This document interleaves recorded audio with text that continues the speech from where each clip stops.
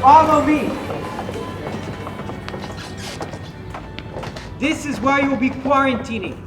We have beds set up below deck and hospital staff and food. Each one of you will go below deck for a secondary screening and we will assign you your berths. Wait, what is he saying? Where are they taking us? Dear God, where are the translators? Do you understand me? Quarantine. Here. Quarantine ship. I have money. I have my $25. You can't send me back. No, they can't do that. We've come so far. I can't go home. My family, they were let through. I've got to get back to them. Everyone quiet down. It's all right. You are quarantining here. It is for your own good. Calm down and follow me. I can't go back home. I don't have anything. I sold everything I have for the ticket to come here. I'm not going back into steerage. I can't. Hold on. What do you think you're doing? You, leave her alone. And you, shut the hell up. I'll toss you and every one of you stinking steerage rats into the harbor. Stop, please. She's just confused. She's all right. They all are. It's all right. They're just going to take us for another exam. They will take care of us. Can you understand me? You are all right. You are all right. We don't go home. We want living here. New York City, America. Here. Can you speak to her? Can you tell her this is a hospital ship? She will be all right.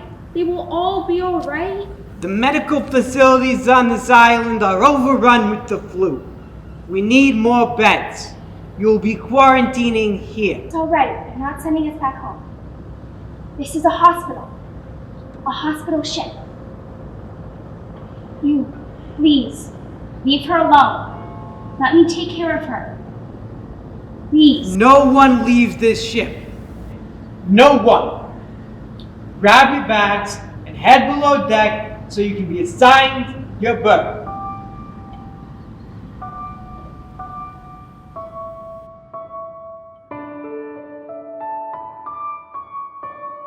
This is for the ship, a song I send, though imprisoned so far, wherever we are. I pray that the loneliness comes to an end, but the pain in my heart. This is for the times I'd spend at home, for the life I let simply pass by.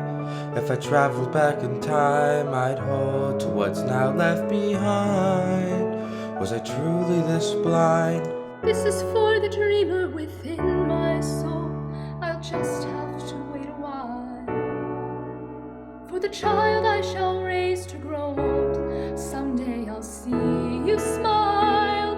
May we be less alone. May we be less alone.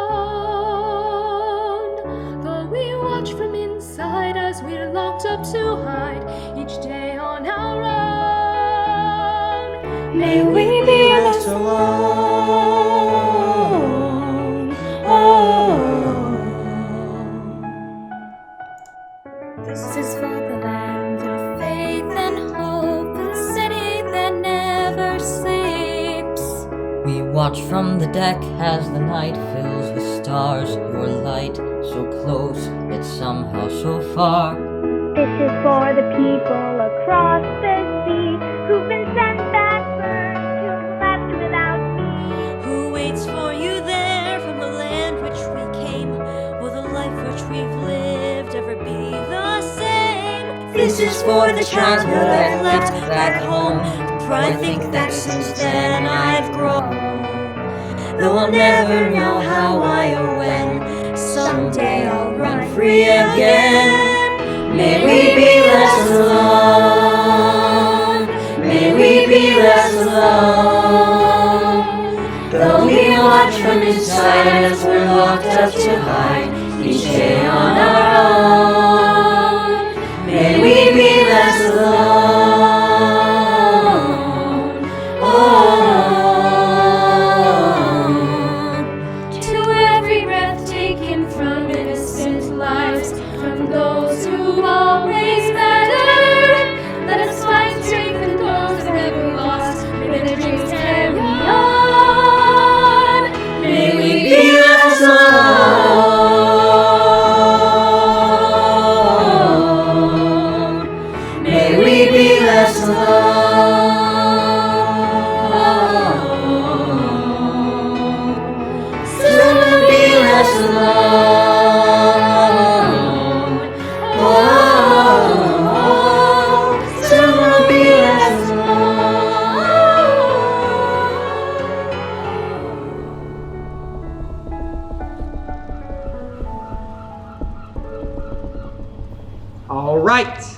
line up.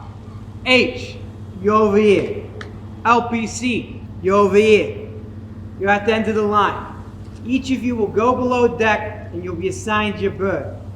You'll wait there for your second examination. Where do I stand? You're over here with me. LPC is over here. Hey, I'm talking! Sir, what about an X? What is that? An X? You were a stowaway. Snuck right on board, did ya? We'll get used to it. We're sneaking you right back to Potato Land. Why do I have an LPC? Does anyone know what this H means? Why do I have an LPC? What means this H? Everyone, shut up! The examiners put those marks on you for a reason. You are detained here for a reason. It's your own fault. Don't any of you remember answering those questions? First, let's get started. Please state your full name and tell me the country from which you first came. And how many years have you lived in your life? And have you a husband or have you a wife? And what is the trade in the life that you lead? Is it something that's useful? Oh yes, can you read? And if you read English, well that's a big plus, as reading Italian means nothing to us. You're welcome through our golden door. We just want to know you, then know you some more. So answer these questions and you'll get a key to unlock your future and prosperity. Unless we don't like you, we'll bring out the chalk. If we don't like your answers, we'll just change the lock. For immigrants come here and think they can stay, but if we don't like you, we'll turn you away. Who are your people and what is your race? What town do you come from and where is that place? Have you family, relatives here in the States? Can you pay for a ticket at our entrance rates? Who paid for your trip here and not to be terse? How much money or gold have you got in your purse? We live here forever on our gentle shore. Is becoming a citizen your final goal? You're welcome through our golden door. We just want to know you, then know you some more. So answer these questions and you'll get a key to unlock your future and prosperity. Unless we don't like you, we'll bring out the chalk. If we don't like your answers, we'll just change the lock. More immigrants come here and think they can stay, but if we don't like you, we'll turn you away. Have you ever before now been sent home deported? Any illness before that you haven't reported? Look at you there, do you have all your limbs? Are you mentally stable? Tell me, miss, have you sinned? We know that you're seasick, fatigued, and confused. You don't speak in English and feel you're abused. It's just a few questions you'll have to get right, or liberty's backside will be your last sight. You're welcome through our golden door. We just want to know you, then know you some more. So answer these questions and you'll get a key to unlock your future and prosperity. Unless we don't like you, we'll bring out the chalk. If we don't like your answers, we'll just change the lock. More immigrants come here and think they can stay, but if we don't like you, we'll turn you away. All right, you've had your fun. Now get in line and go below deck.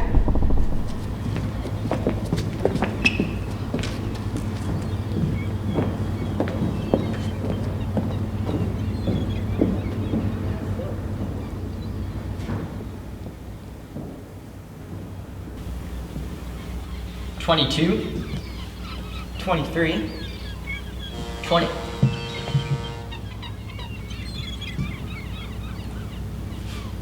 $1, $2. So, why to America? I'm from Munich. After the war, Germany was unsafe. There were soldiers returning from the front. The army wasn't feeding them anymore. Many of them didn't have any homes to return to, and still had their guns. Father took us outside the city one day to get away from the chaos. We were walking along the road and passed a truck full of artillery shells. One malfunctioned and exploded.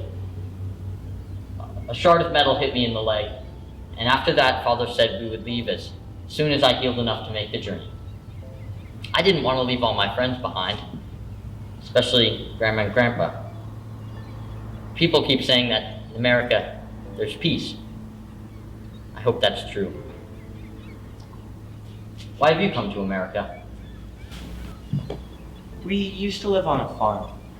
3 bad harvests, and then this year's harvest was terrible, and we didn't have enough to get by. We had no money for seeds, the animals were gone. My mother said that in America, everyone has a better life. My father said that in America, there's peace. That in America, everyone is rich, even when there's a bad harvest. I heard in line that in America, when it rains, potatoes fall from the sky. Maybe America won't be so bad after all. So what are we on now? I don't know, probably 100. 101. 102. 103. Whoa! Wait, get it! My. Shetland worsted. This is lovely yarn. Where did it come from? It's my mother's. She brought it on board as we left from Bremen. She tied one end to the ship's railing and threw the other to my grandfather on the dock. I watched his face as the yarn twirled in his hands. It was a spider web, tying us back home to Germany. Then, when grandfather was out of sight, the yarn went slack. I pulled it back out of the water bit by bit and rolled it up again. Could I have it back? You know, when I was your age, I used to throw yarn around all the time. My father was a tailor. He always had a ball of yarn around the shop. My record with my best friend was 1,000. This reminds me of a story. Would you like to hear it? Do I get my yarn back? Of course.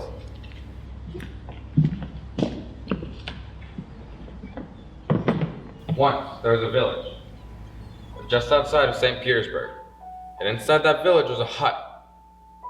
And inside the hut, an old woman lay dying.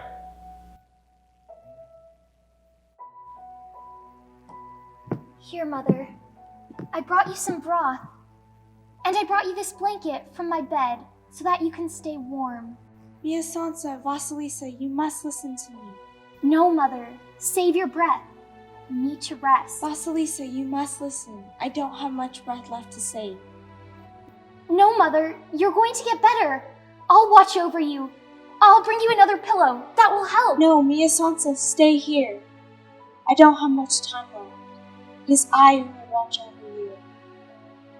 Do you see that doll sitting on the shelf? Bring it over to me. The doll? Mother, how will a doll help you? Bring me the doll now.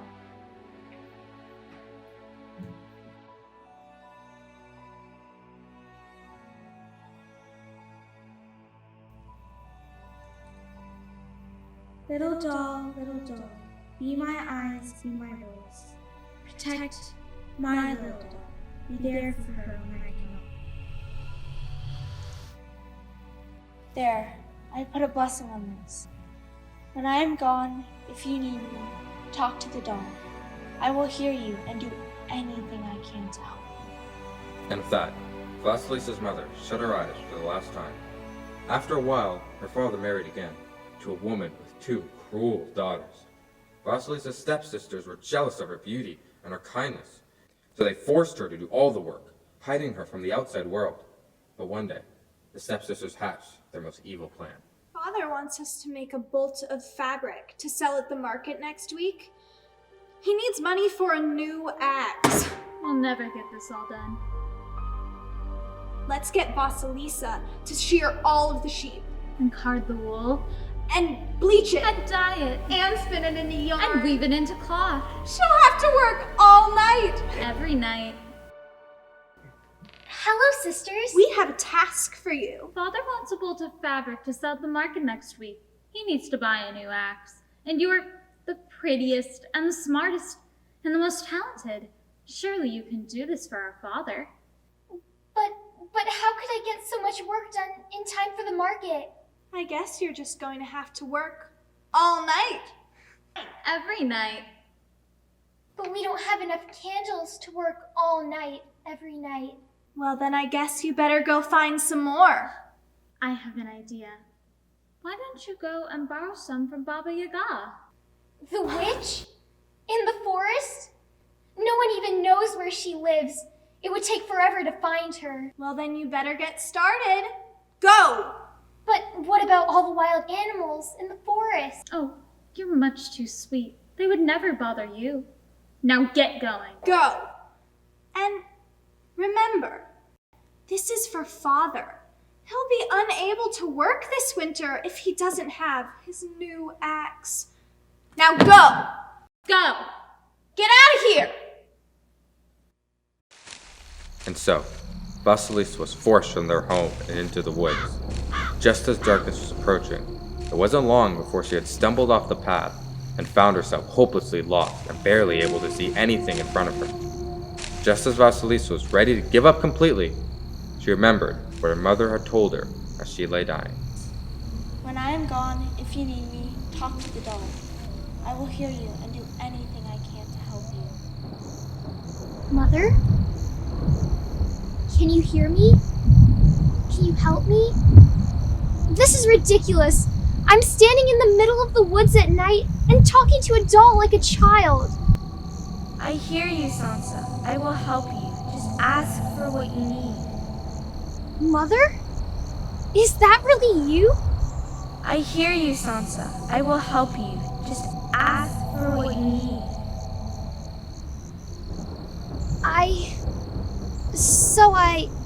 Oh, Mother, I'm lost! My sisters sent me to the forest to borrow candles from Baba Yaga, but I can't find my way, and I'm scared. What if I never make it back home? I don't know what to do. Breathe, my child. Breathe. The answer is in your pocket. She reached into her pocket and found a ball of yarn.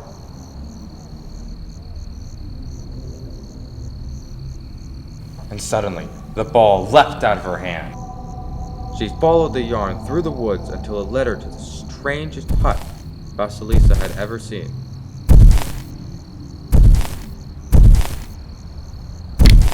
It's a hut, but it's walking on chicken feet. Mother, is this where I'm supposed to be?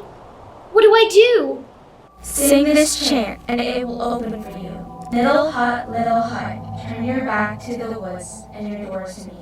Yes, Mother. I will try. Little hut, little hut.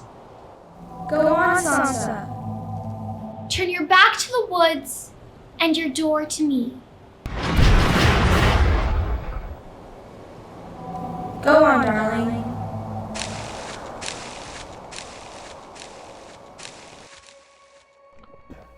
The door swung wide open, and Vasilisa slowly walked inside.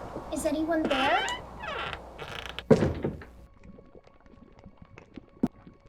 The house was as curious on the inside as it was on the outside.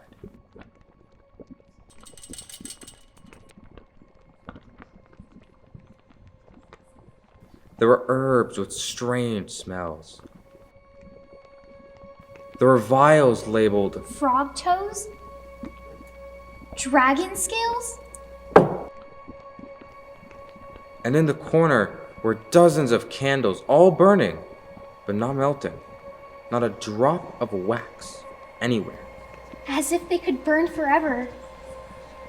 If I took just one of these candles, I could do all the work for my father. But they're not mine. What would my mother think of me if I stole one? I will just have to wait for the owner of this hut to return. So Vasilisa sat patiently through the night. And just as she was beginning to fall asleep, she heard a loud sound coming from outside of the house. She rushed to the door and saw An old woman riding in a bull, using a broom as an oar.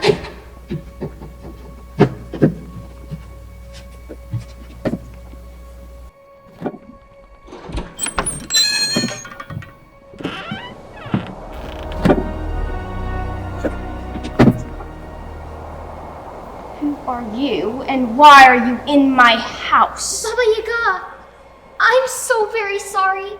I didn't mean to enter without permission. My sisters told me I might borrow a candle from you.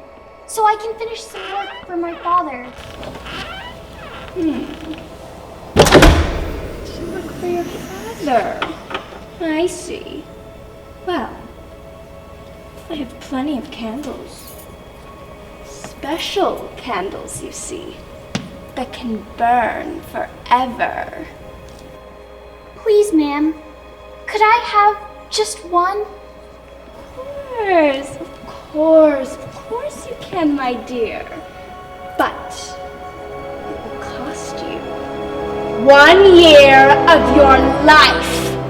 You'll do everything I say for 1 year, and you'll get a candle. But if you make one mistake or leave any work unfinished, I'll cook you into my breakfast! Please, is there any other way? Yes, you can make your way out of my house. The wild animals eat you instead. Very well. What work do I have to do? You see this barrel? Black seeds, white seeds. You'll separate them into black and white by the morning. Or I'll cook you into blingye!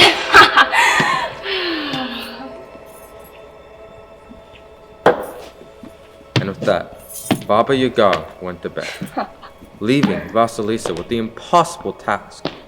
Vasilisa watched the old woman disappear into the bedroom and collapsed on the floor, realizing the terrible predicament she found herself in. Oh, what to do? What to do? Mother, what do I do? I'm trapped. Go to sleep, my darling. Morning is wiser than evening. But I have to separate all. Sleep first. Morning is wiser than evening.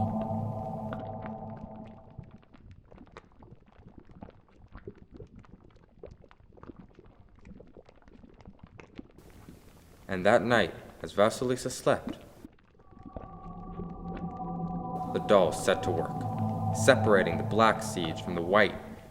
And very early the next morning, even before the sun had come up, All right, breakfast time. Now hop into that pot while I get some fresh spices. Oh yes, some dill. Some crushed garlic and bird claws.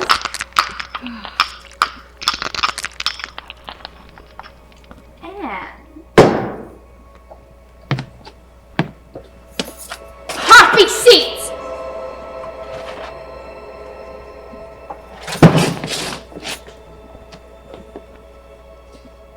These are all black.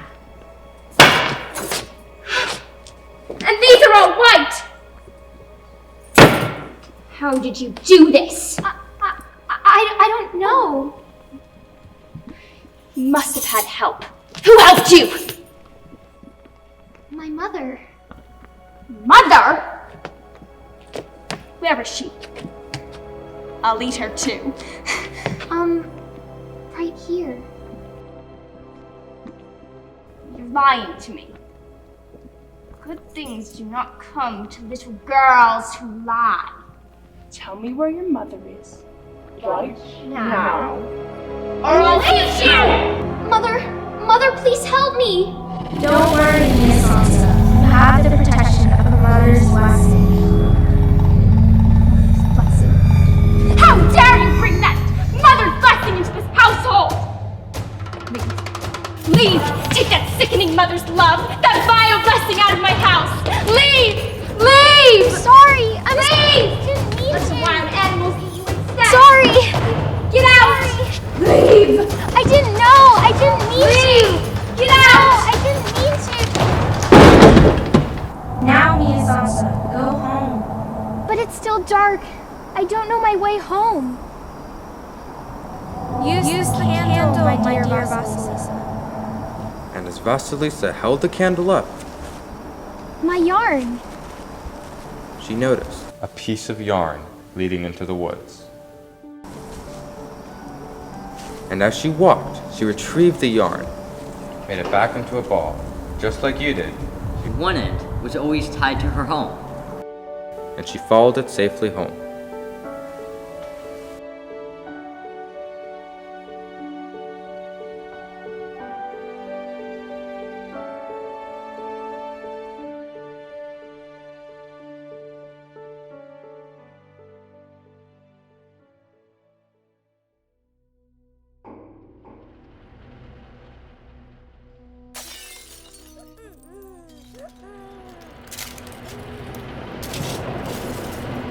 I have to do this. For Tatik.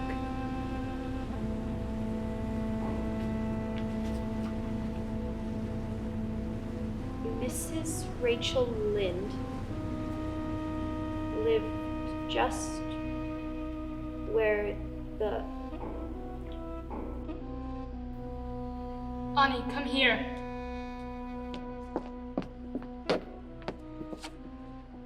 What is it, Tatik? Ani, I cannot go with you. I am too old.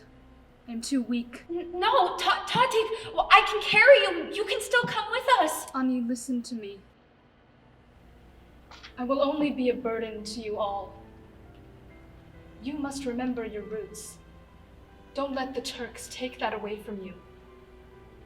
They want all of the Armenians of the world to perish. But we both know that is impossible. And you know why? Why, Tatik?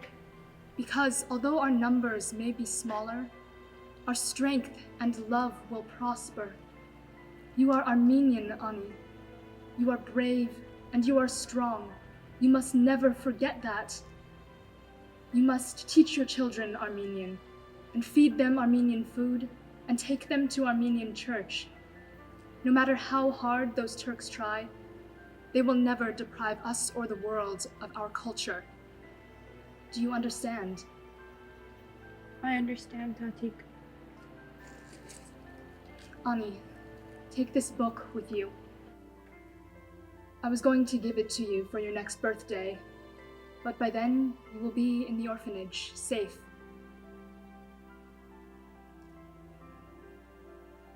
You are a smart girl, Ani. Read and keep reading. Anne of Green Gables.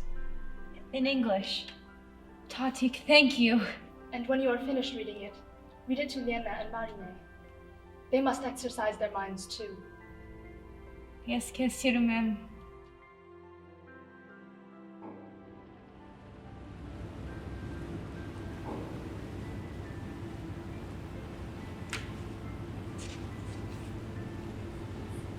Fringed with alders and ladies' airdrops.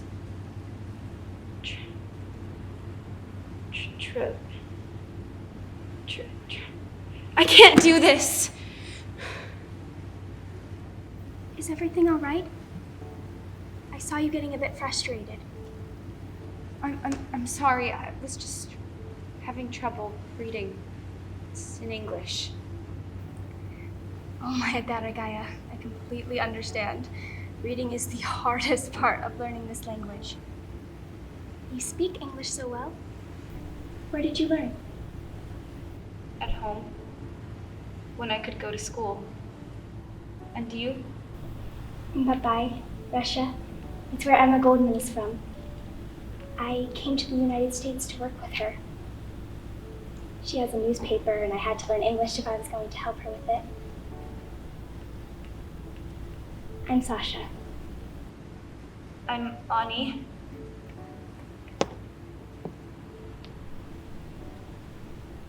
When you could go to school? I am Armenian fleeing genocide in Turkey. Genocide? You don't know?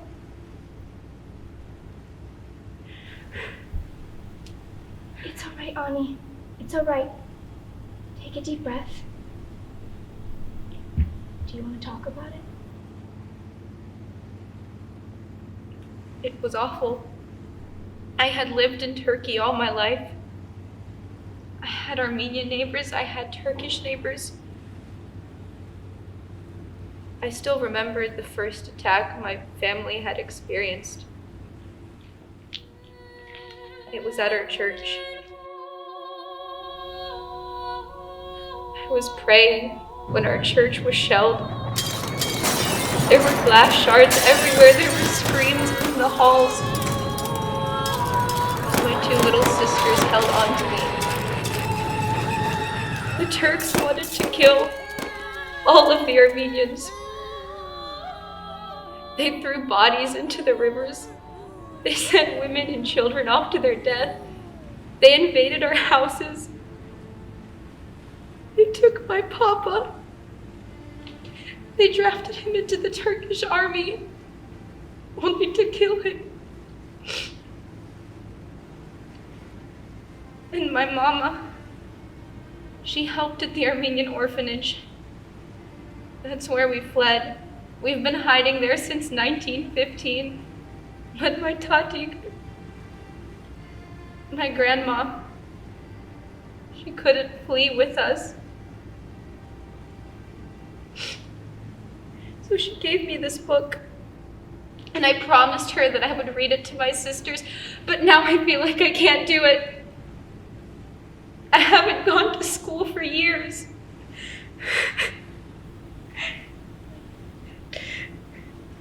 I don't even know what to say, Ani. I can't believe that so many people don't know about this. I'm so sorry. No one should have to go through what you have gone through. I just want to make my tatik proud. I wish there was more I could do to help. The least I could do is help you make your tatik proud. May I?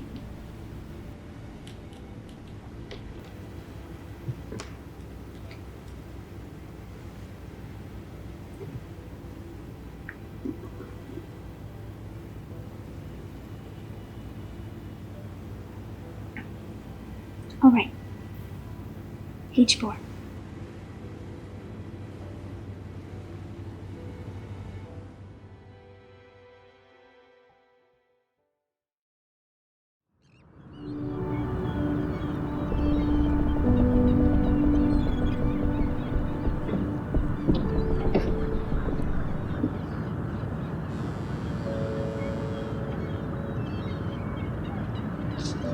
It's beautiful. Yes, beautiful. It's like I could reach out and touch it. La Liberté, the city. Have you ever seen such buildings? Italiana? Where are you from? I don't recognize your accent. Voghera, in the north, close to Milan. Montepulciano. Ah, Toscana. It's a beautiful country. Until today, I thought it was the most beautiful in the world. Such wine you make in Montepulciano. And the sunflowers and the olive groves.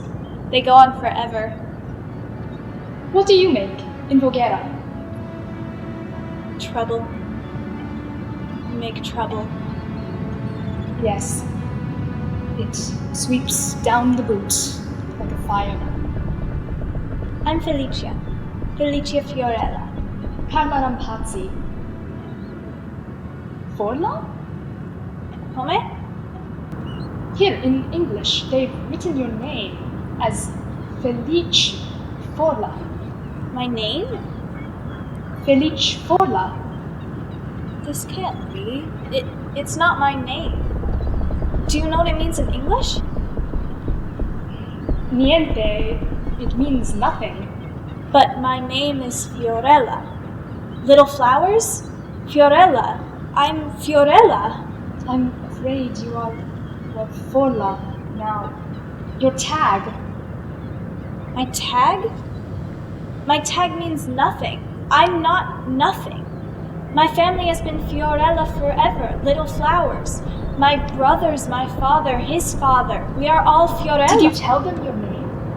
At the questions, did you tell them your name? They kept asking about who was accompanying me. A brother, or father, and uncle. I came alone. There was no one to help me with the questions. And now I'm Forla. You came alone? Is there no man in America who sponsors you? No friend? No relative? My husband was killed in trouble. We were married 3 months.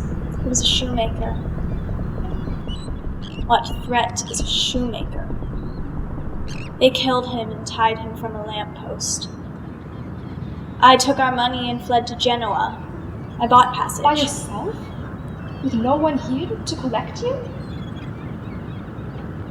What else could I do? If a shoemaker is killed for nothing, what would happen to a But you shoemaker's must widow? have a man to vouch for you for them to let you in. I'm waiting for my husband, my soon-to-be husband. The Padrones have arranged it. He's from Perugia. I've never met him. He came 2 years ago and has worked to make enough to buy my ticket. They have telegraphed him. I'm waiting here for him to collect me. We will live in a town called Connecticut. I have no one. It's why you are here.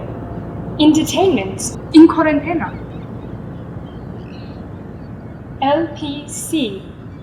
Likely to become a public charge. Is there no one you know here? No one? There's no one. Nothing. I have nothing.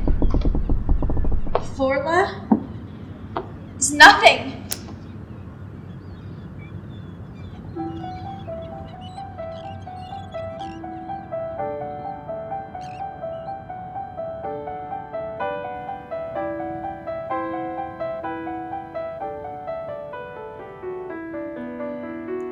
Papa would show me wonders in flowers I pick and choose.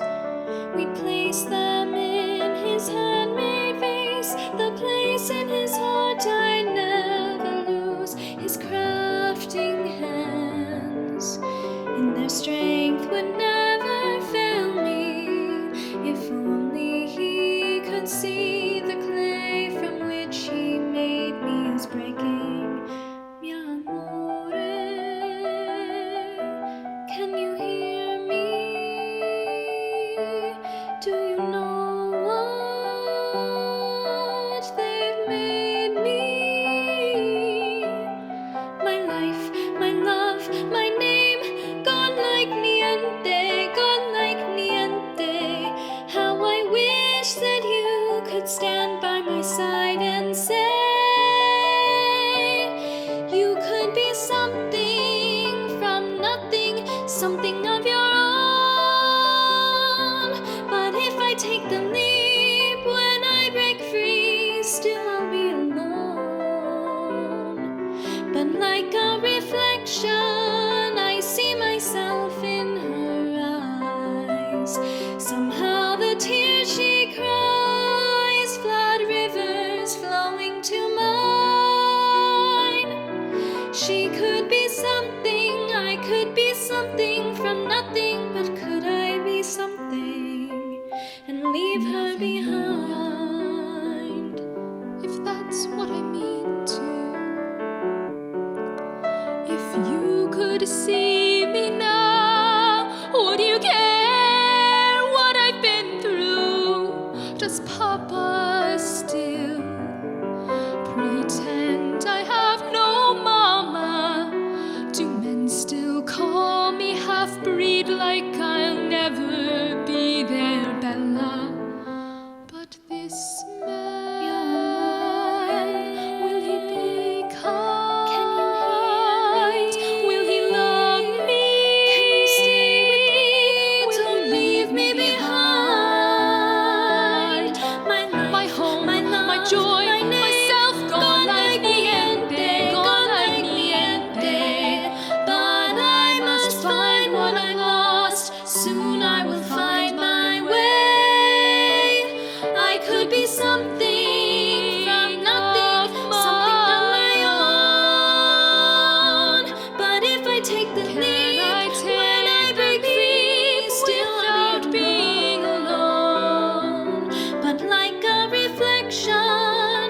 see myself in her eyes. Somehow the tears she cries, blood rivers flowing to mine. She could be something, I could be something from nothing. Yes, I must be something. I could be something from nothing, something of my own. And I will take the leap when I break free. I won't be alone. Like a reflection, I see myself in her eyes. Somehow the tears she cries, blood rivers flowing to mine. She will be something, we will be something from nothing. I want to be something.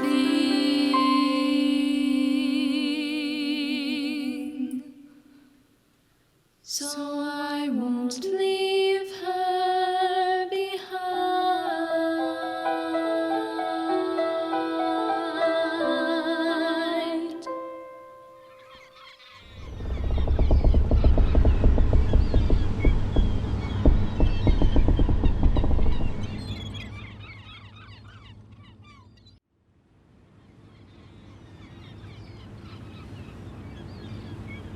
I read by the light of the new Colossus.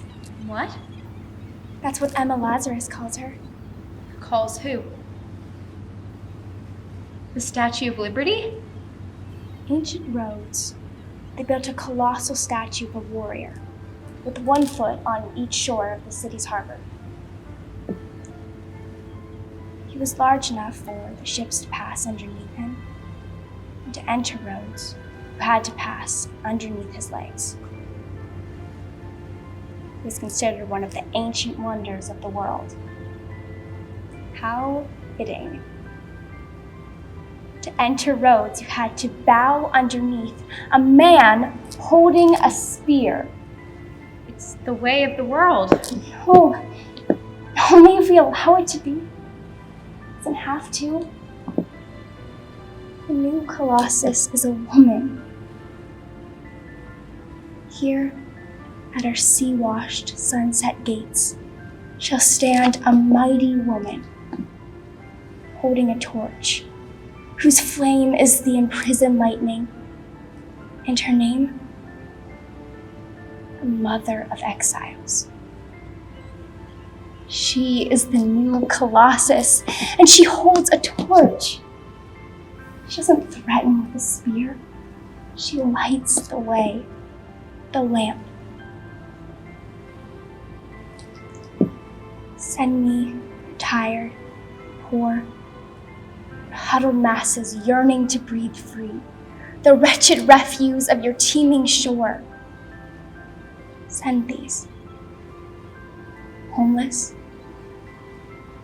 tempest-tossed, to me. I lift my lamp beside the golden door. Beautiful. Yet, here we are, stuck on this ship because of men's rules. America is right there. She holds her light for us. And yet, here we are, part of the sisterhood. Do I have sisters who aren't from Norway? Apparently, you have sisters from all across the world. Sisterhood of the LPC, likely to become a public charge. Well then, it's humiliating that I don't even know my own sisters' names. I'm Nettie. Sasha. I'm Ani. Sasha's teaching me to read in English. I love to read. I'm not completely fluent in English yet, but I think I could perhaps help. Anne of Green Gables. When I learn to read this, I'm going to share it with my sisters. Well then, it seems you'll have plenty of time to do all that. Seems like we're not going to be leaving this ship for a long time. It's humiliating having to wait here for a man to collect us. It's a disgrace to the new Colossus. Emma Lazarus must be fuming. And Emma Goldman. Who? Emma Goldman, She's a Jewish Russian immigrant who came here about 20 years ago. She started a newspaper called the Mother Earth News, promoting women's rights to vote, to have a job, to be seen as equal to men. She was in prison 2 years ago. Now, she's being deported for being an anarchist. She wanted women to be equal to men? Now that's humiliating. We are 100 times better than men. At home, we have a story about how worthless men can be. Once near Leascott, there were 2 sisters, Astrid and Liv. They were hard-working peasant girls. Each could weave and bake, but more than that, they were strong and beautiful, and were easily the wisest people in Cloud Mill. They were the best of friends, and hoped to live out their days in each other's company. Once they were of marrying age, however, their father, Jorgen, decided it would be fitting for his 2 daughters to marry the 2 sons of the Jarl. Erling? Newt? Surely, Father, not Erling! Or Newt, Father! You can't do this to us! Why, Erling has only just learned how to lace his boots by himself. And he's 20. And Newt had to tie a piece of red twine to his buttonhole to remind him which was the front of his coat. Girls, while these boys might not be the smartest husbands one could find, they have adjoining farms. So you will not go hungry, and you will not have to walk far to see each other. and so the 2 couples were married. Life with Erling was a challenge. He was almost as lazy as he was foolish. And Newt was every bit as foolish as he was lazy. The girls worked hard to tend to their farms. They thatched the roof, Churned the butter, milked the cow, mended the clothes, herded the sheep, cooked the meals, and tried to keep their foolish husbands out of mischief. One day, Liv went to visit Astrid, who was sacking her rye grain to bring to the mill. I'm sorry to ask you to help with this chore. I just couldn't trust Erling with it. It's too complex. He'd probably lose half of it on the way as well. I tell him, the mill is powered by the water wheel, so just follow the river. The last time I sent him, He was lost for 2 days. I understand, sister. I asked Newt to start the shearing. He found the shears all right, but then I had to spend the next hour mending his wounds. He cut himself? No, he tried to get wool from the dog. Rex didn't take it kindly. oh sister, what has her father done to us? We truly are cursed with the most foolish men in the entire village. And mine even more foolish than yours. Now there, I must stop you, sister. Your husband, Newt, is a man of science compared to my Erling. Dearest Astrid, I can only politely disagree. Your Erling is a paragon of knowledge, an inventor, a genius when he stands by my Newt. And so the argument went, until the 2 finished their chore. The 2 sisters decided to test which of their husbands was the most foolish. And so the next day, I decided to hatch my plan on my dear husband, Erling. I don't want to go to work. It's so far and I'm tired. Oh, in this state, no. You must stay home. Look how pale you are. You must have a fever. Let's get you straight to bed. Fine. Actually, now that you mention it, I do feel a little bit sick. Oh, yes, my dear, I will take care of you. Now lay down. I will go make you some tea with honey.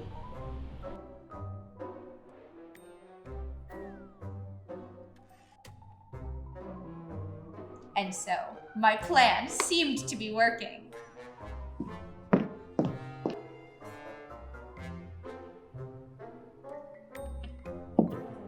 Here you are, my darling, a nice hot bowl of broth. I think I'm feeling better now. I can get up. Oh, no, you still look so terrible.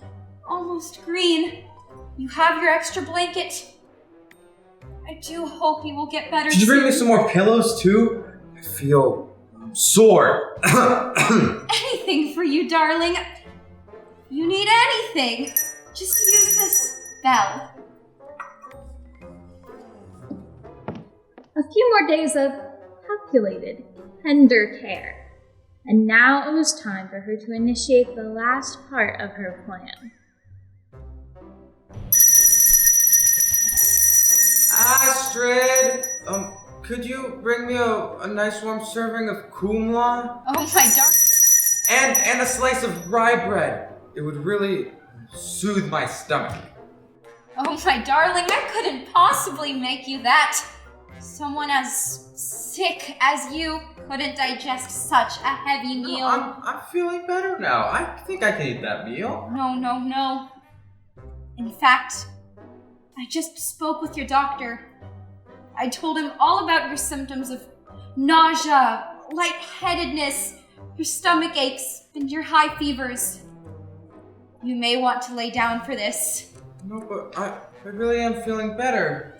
I don't think you will be after you hear this. Erling, the doctor says you may have a bad case of idiocy. Idiocy? What is that? Never mind what it is.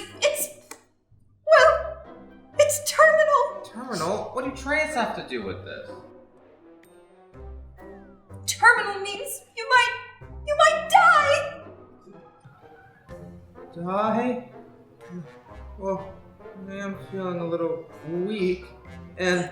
Darling, breathe! My head is shaking! The doctor said to only really start worrying if your tongue becomes a vibrant green. Can I see your tongue? So, what's it look like? Oh. What? It's nothing. Everything is fine. All right. The doctor said it'll only be really bad if you can't touch your nose to your elbow. Can you try that? I can't! Oh dear! Will I be alright? Yes, you must rest. I need to go pray. The next morning, Astrid had the coffin maker deliver a pine box and lay it next to Erling. What's that for? Oh, you look so peaceful laying there. Peaceful? How can I be peaceful with that coffin glaring at me? What's that for? Oh, Erling, I know it's only my first morning without you, but I know this pain will never go away. But where? Astrid, I'm right here. Can't you hear me? It's me, Erling. Here. So you may rest for all eternity. My pillow. I will use your blanket as a shroud. Oh, how you loved this blanket! Well, I do love my blanket.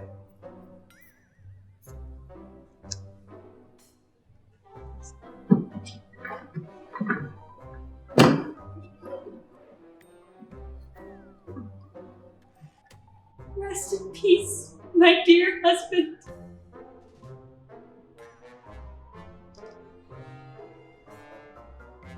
Meanwhile,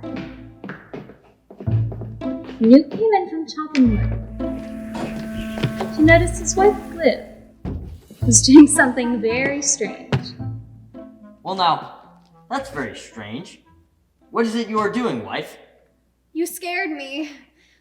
I've been meaning to keep it a secret, but I've been making you a new suit for you to go to your brother's funeral, since I know how much he meant to you. A new suit? Yes! I found the finest wool in all of Leasgard.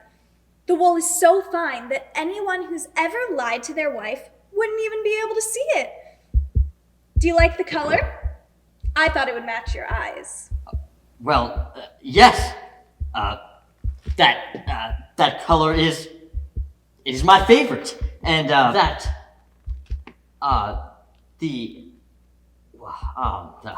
jacket? The jacket looks like it would be so comfortable to wear. Well, I have terribly sensitive skin. Oh, don't worry. It won't bother your skin.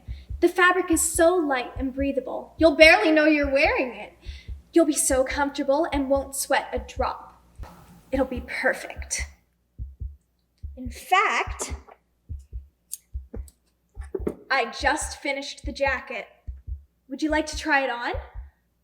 I just want to make sure it fits. Well, I'll be the best dressed man at the funeral, without a doubt. Go ahead, try it on.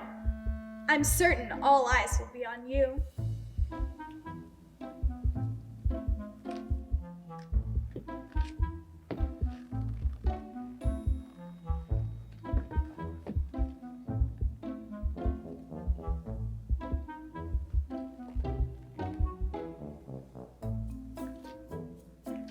Wow, it is very lightweight. You were right. I barely know I'm wearing it. Well, now be careful not to get it too dirty. I'll finish the pants and the shirt soon. I'm so glad you like it. The next day, all the citizens of Leasgard showed up at the church to attend Erling's funeral. Erling in his pine box was solemnly carried down the aisle and placed in front of the altar. All the people of Leasgard offered Astrid their condolences, approaching her one by one. Oh, my dear Astrid. I am so sorry for your loss. Well, he was such a... He truly was a... Well... Yes.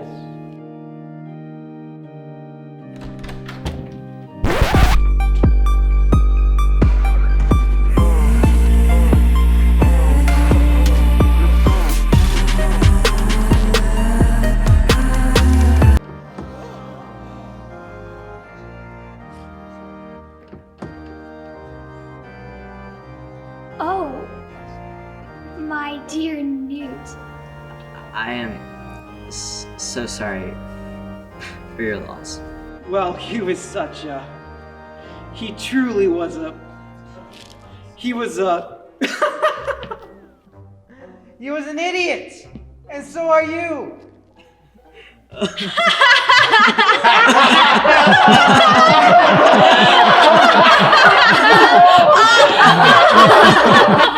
Now, what's so funny? Hey, have some respect for the dead. Brother, you're naked. Brother, you're alive.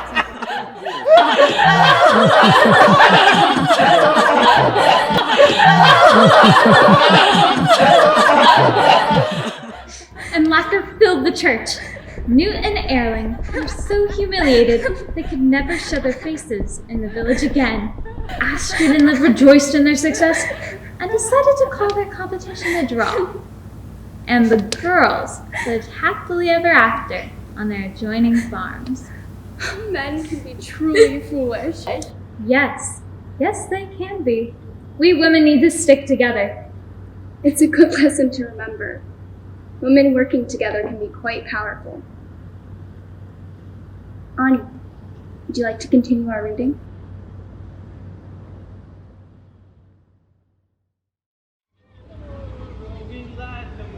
Shine so bright. All the jolly beggar man came tripping o'er the plain. He came into a farmer's dwarf, a lodging for to gain. The farmer's daughter, she came down and viewed him cheek to chin. She says he is a handsome man, I pray you take him in. We'll go no more a-roving in the night. We'll go no more a-roving, let the moon shine so bright. We'll go no more a-roving. He would not lie within the barn, nor yet within the byre, but he would in the corner lie down by the kitchen fire. The beggar's bed was made of good, clean sheets and hay, but down beside the kitchen fire the jolly beggar lay. We'll go no more a-roving.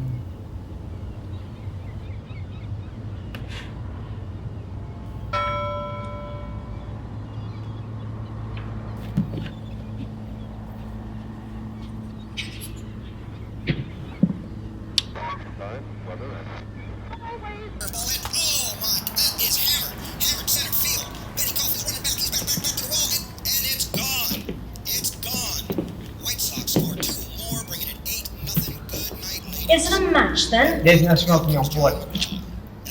No, a match. So you're Irish, stupid, and deaf? On the wireless, you're listening to a match. A game. It's baseball. Oh, Spaceball. Oh, Spaceball. I know Spaceball. Oh, that's sorted. No more questions.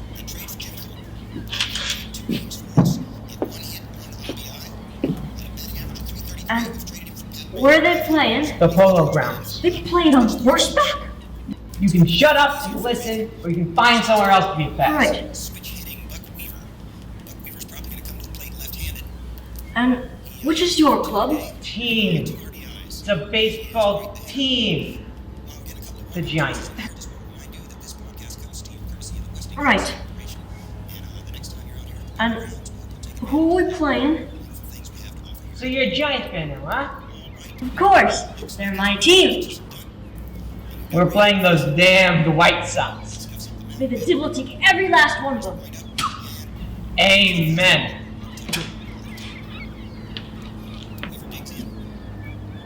So, who's your favorite player? Well, it's George Burns. He plays outfield and can run down anything in all of center field.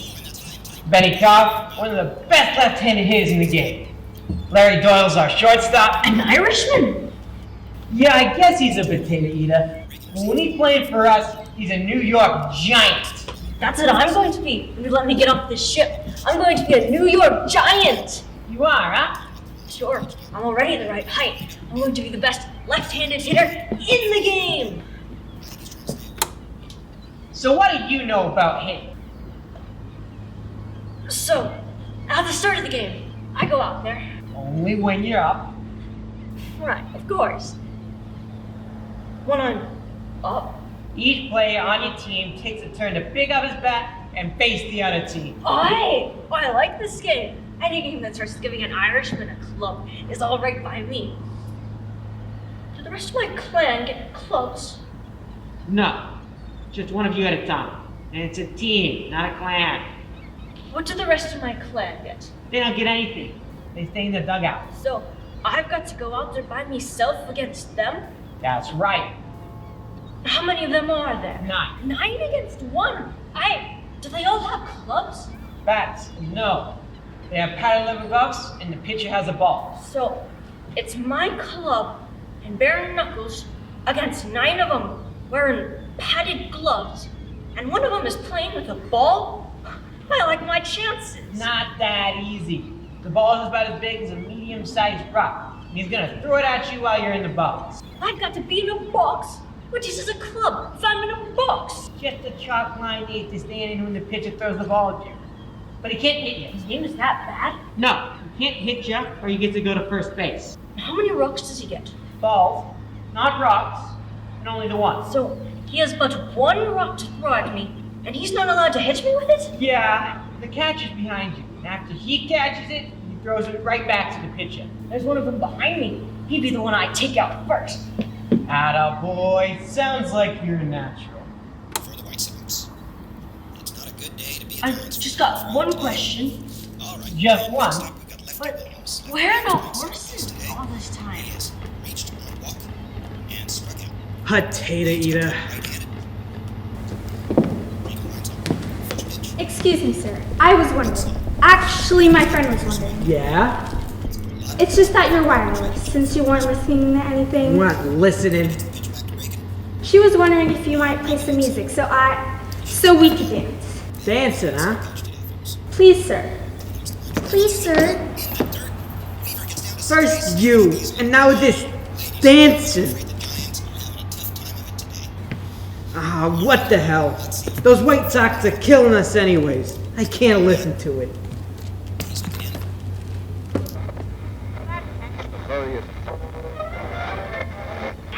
Oh yes, please, leave it here. Come, join me.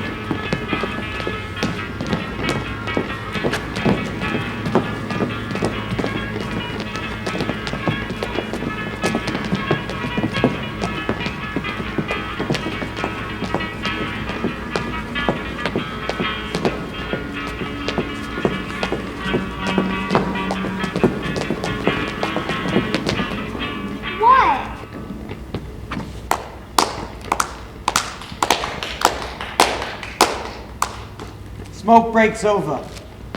Kid, get the radio.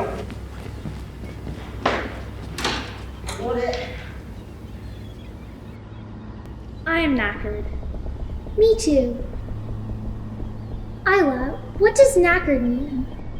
You know, tired. Ah, I understand. And what is that dance called? It's a folk dance, of course. Everyone back in Newcastle knew that without me having to tell them. Katerina, you should know these things. Where are you from? I'm from Arezzo in Italy. I lived with my parents on a farm. But you speak English. My father had always dreamt of coming to America as a family. He paid for me to have English lessons back home, just so I could be translator when we came here. Where's your family now? Can I say hello? Right before we left, my mother fell ill, so I had to come alone. I didn't mean to. You're alone too? It's awfully dreary, isn't it? My mother was with my brother and I, but she got sick on the voyage. She had a fever like Father had.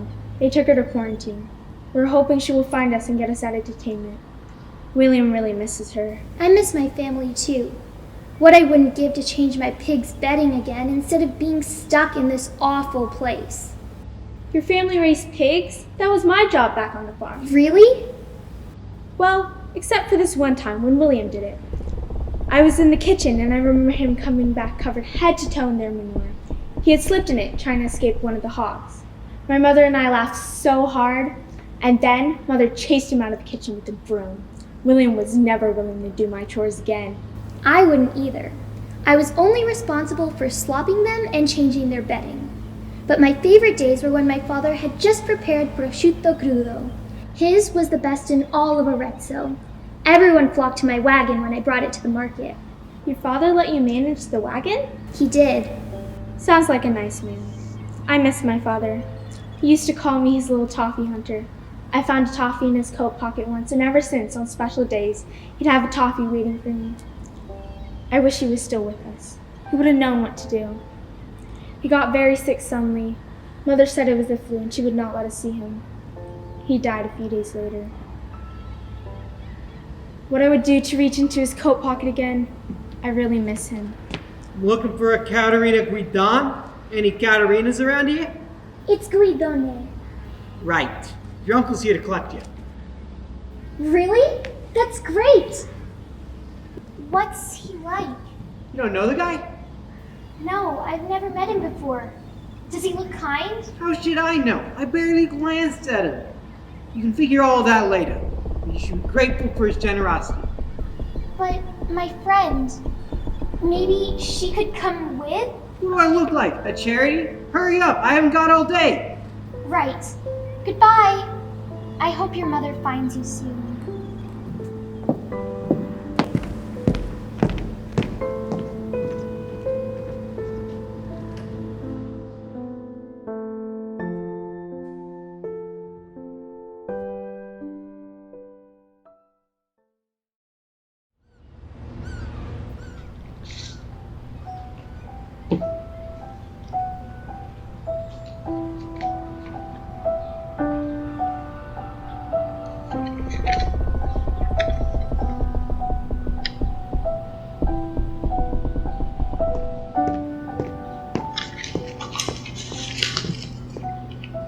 How did it go? I'm Fiorella again. That's wonderful! Felicia Fiorella. My little flowers. Felicia Fiorella, wife of a communist. What? The special inquiry hearing. They found more than my name. I'm to be deported. They're sending me back to Voghera. I'm detained until then. But they can't. You're not. This isn't right. We'll fight this. How? How can we fight this? The examiners have already decided. They don't know you. They don't... Did you tell them you were only married 3 months? I tried. I couldn't speak. When they brought up Paolo... Well, we have to tell them. We have to. Do you think they would listen? They have to. You do not deserve to be sent back. You have come so far. What about the padrones? They found me a husband, and they can find one for you too. But Paolo. Right, of course. Well then, what about the Italian Immigration Society? They can surely help find you a job. I will vouch for you. You can make shoes like Paolo. They must let you in knowing that you will not become a public charge. To bring Paolo's shoemaking shop to America and carry on the business? That would be wonderful. He would be so proud. He would. Until then, you must keep a firm grip on your tag. You are now Fiorella. Don't let them take that away from you. All right. If I have nothing else, at least I have my name back. And now I have you and your future husband to vouch for me. Wonderful! At the next special inquiry hearing, the examiners will be sure to let you pass through. Do you know when the next hearing is scheduled? Another? I'm not sure if they said there would be another. Felicia, when are you being deported? Tomorrow.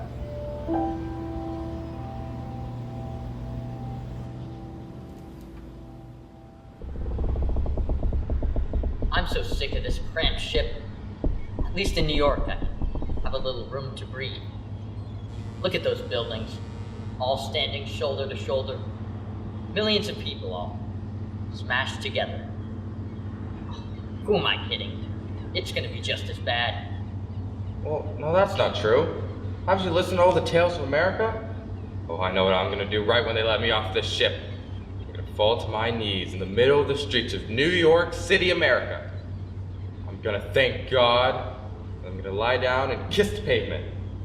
And then, when no one's watching, I'm gonna grab some of the pavement. Good grief. You're gonna do what? I'm gonna take some. Fill my pockets. The streets, they're made of gold, you know? You're a dreamer. The streets made of gold? Ridiculous. My uncle came to New York City 3 years ago to make enough money to bring us over. He lives in a tiny room with 5 other Germans. He spends his days shoveling coal in the city's steam plants to keep the furnaces burning and heat all those high-rise apartments. He doesn't see the sun and comes home looking black as night. Do you think you wouldn't notice if you were walking on pure gold? You don't think you would pull up a golden cobble and send it home? Foolish. That's not true. I was told that everyone is rich in America, and that... You're as brainwashed as the rest of the lot on this ship. Well, then maybe the streets aren't paved with gold. Or there'll be jobs, everywhere. High-paying jobs. I'll go to work in a tall building with 10 assistants and 100 employees. Nobody will get to tell me what to do. Tell me this then. If you're gonna work in a tall building, what are you gonna be? A lawyer? A publisher? A businessman? That would make the headlines. First illiterate, uneducated businessman. He has 10 assistants and 100 employees, but he can't even communicate with them. So, stop lying to yourself. You're a regular Till Eulenspiegel. I'm a what? Till Eulenspiegel. A lazy fool, full of tricks. You always want something for nothing. Well, I don't want something for nothing. I'm just saying if the streets are gold, who's gonna miss a few pebbles? And the Kaiser won't miss a few potatoes. Potatoes? Yes, potatoes. Till Eulenspiegel once snuck into the Kaiser's palace. He got past all the guards, climbed all the fences, avoided the sleeping guard dogs, and saw the magnificence of the Kaiser's vegetable garden. There were cabbages as firm and round as cannonballs, apples, juicy, glistening, hanging from the lowest branches, beans and scallions as far as the eye could see. And there were potatoes! Till was going to steal a single potato for his dinner. Given all the bounty of this garden, the Kaiser couldn't possibly miss one potato. Well, now who's talking about potatoes? I'm talking about golden cobblestone. Till quietly came to the first potato plant, carefully dug around its roots, and pulled up the biggest, most beautiful potato he had ever seen. It's like gold. Then, Till had a thought. I have a thought. Given all the bounty of this garden, how could the Kaiser miss 2 potatoes? Or even 3 potatoes.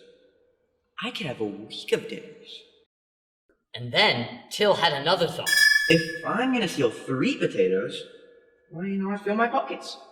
I could eat potatoes for a week and still have enough to take to the market to sell. Till hugged his potato and told us his plan.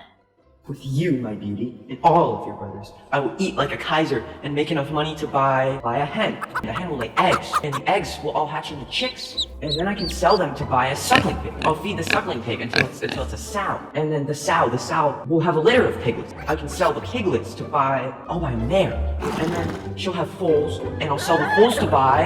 And the full realization of Till's plan came to him. I'll buy a mansion! And it will have a magnificent garden! But I'll be careful. I'll keep the thieves away. I'll build high walls, I'll train guard dogs, and I'll hire soldiers to protect my garden. And if a thief ever broke in, the guards, they would spot him and say, "Hey you, thief, put down that potato!" And he yelled loud enough to attract the attention of the Kaiser's guard and the guard dogs. And in his hurry to escape, he lost his hat. His hat? Yup. It disappeared. Hey, my hat! Just like his dinner. Come back here!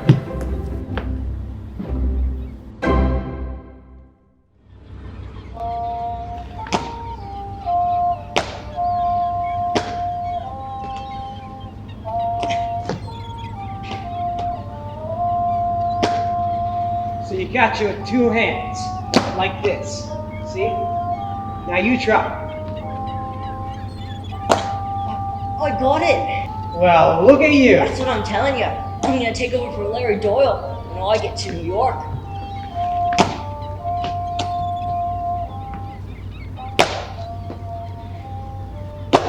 Sure you are, kid. Just a little more practice and a few details. Don't worry about those details. I'm gonna be playing baseball every day from now on. Sure, kid. Once you learn how to play, you can gather a whole team of potato eaters and teach them. Sure, I'll be the coach and the shortstop, and I'll recruit a whole team of Irish New York Giants. I'd pay to see that. You just keep up with your practice. And those details, right? Right. Those details. Here's a highway. Oh. So, what might those details be? I really do think you'll be a fine ball player. But you can't be a New York Giant, you see? Well, you don't understand. I'm going to play baseball every day. I'm not just going to play with a baseball. I'm going to sleep with a baseball. I'm going to eat with a baseball. The only time I'm not going to have a baseball is when I'm throwing it to first base. I believe you will. And the Giants could use someone with a little more fire like you. So then what's the problem? Why can't I be a Giant? You can be anything you want in America. The details. You're a stowaway, kid. We're not letting you in. They can't do that. I've come all this way. This is where I belong. You don't got anyone to collect you. You'd be living on the streets. I didn't have anyone back in Ireland. I'll be living on the streets there too. What's the difference? Here I've got a chance. Come on, kid. Toss the ball. Let's get some practice in before all that. Sure. Yeah, you're right. Here's a high one. Whoa, kid! Careful! Lose the ball overboard! Kid? Kid? Kid? Timothy? Where'd you go? Kid, what are you doing? Are you crazy? You can't swim that far!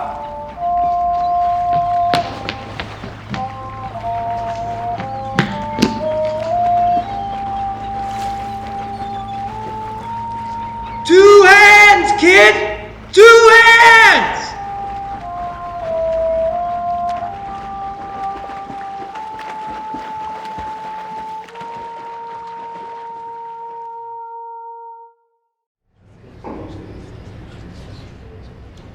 made a lot of progress, Ani. We're already on chapter 10. Thank you, Sasha. May you help me read one more page? Yes, Sonsa, of course. Oh, there's Nettie. Call her over this way. Nettie, John, we are reading one more page. Would you like to join us? Yes. All right, Ani. Would you like to continue? Anne sat on the yellow chair by the window, gazing. Let's look at this word. How would you say M-O-U-R-N? Mourn? Oh, so close. Think about the O-U sound. Mourn. Perfect. And now the F-U-L-L-Y? Fully. Mournfully. You are such a fast learner. I think this is the perfect place to take a break for today. Nettie, Sonsa, how are you? It has been so hard without my family. I look to the moon through the porthole and I think of them. My grandmother's soul must be near the moon. The same moon I see. I have lavash. It's bread. Of course it's bread. There is enough for all three of us. Honey, you do not need to share it. It's a bit stale. No, my papa used to love to eat lavash at breakfast. But when the Turks would destroy the Armenian sellers' stands at the bazaar, we wouldn't have fresh lavash for weeks. So, my papa taught me how to make stale lavash soft. Really? Your father must have been very smart. Yes, he was. Sash, Nettie, how much water do you have in your cups? A little bit. Is this all we need? Yes, that is perfect. Now you just dip your hands in the cup and sprinkle it on the bread. Like this? Yes, good as new. I have got a bit of a treat for both of you. I have been saving it in my bag since I left home. It is called crumb kaka.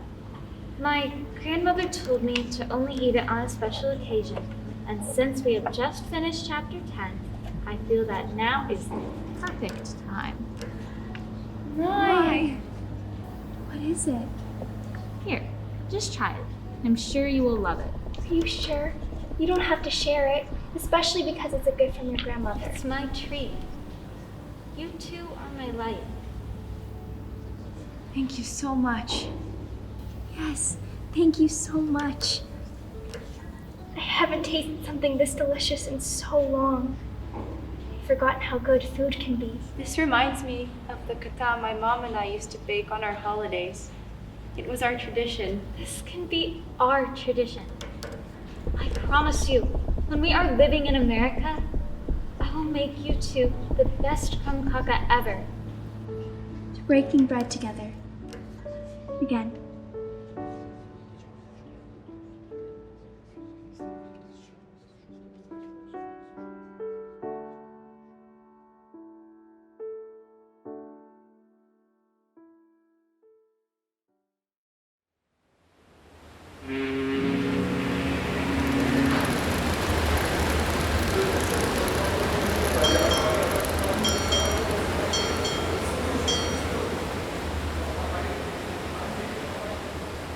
Of all the money that e'er I spent it in good company, and all the harm that e'er I've done, alas, it was to none but me. And all I've done for want of wit to marry now I can't recall. So fill to me the parting glass. Good night and joy be with you all. All the comrades that e'er I've had,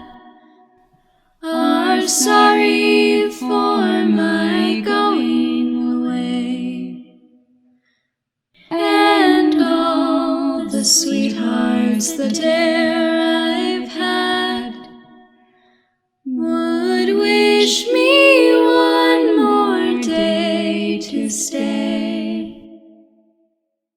But since it falls unto my lot that I should rise and you should not, I'll gently rise and I'll softly call. Good night and joy be with you all. Good night and joy be with you all.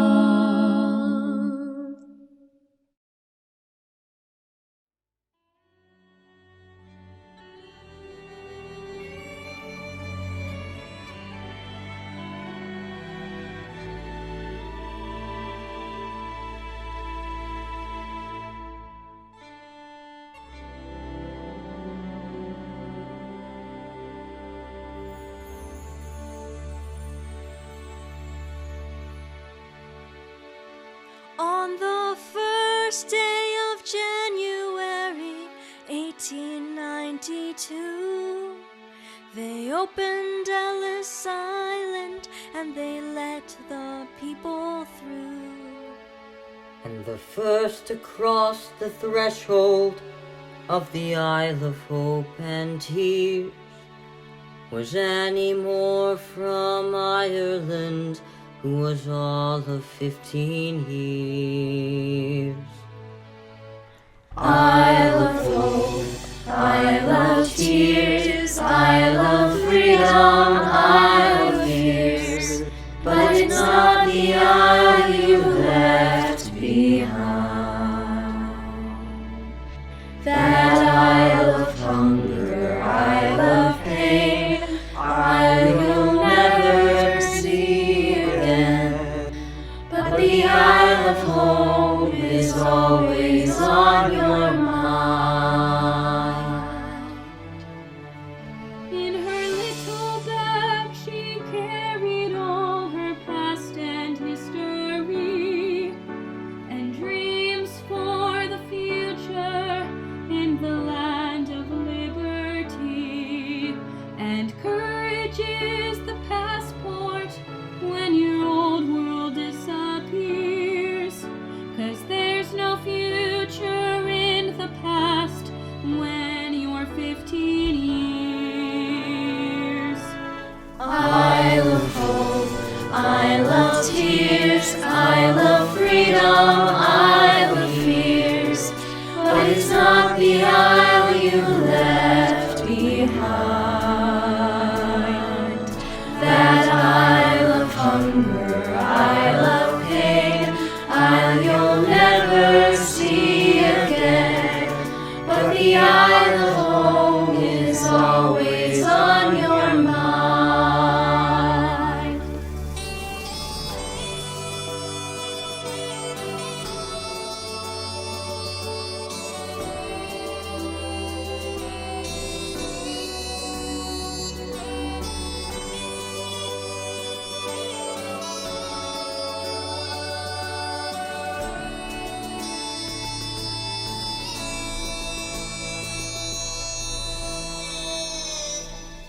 When they closed down Ellis Island in 1953, 13 million people had come there for sanctuary.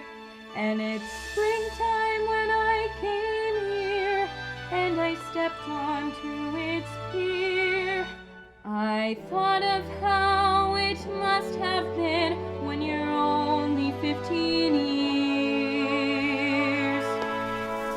Isle of hope, Isle of tears, Isle of freedom, Isle of fears, but it's not the isle you left behind.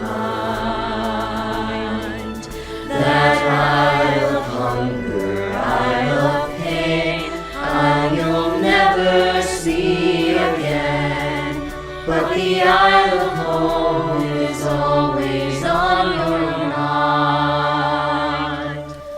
Isle of hope, Isle of tears, Isle of freedom, Isle of fears, but it's not the isle you left behind. That isle of hunger, Isle of pain, Isle you'll never see again, but the Isle of home is always on your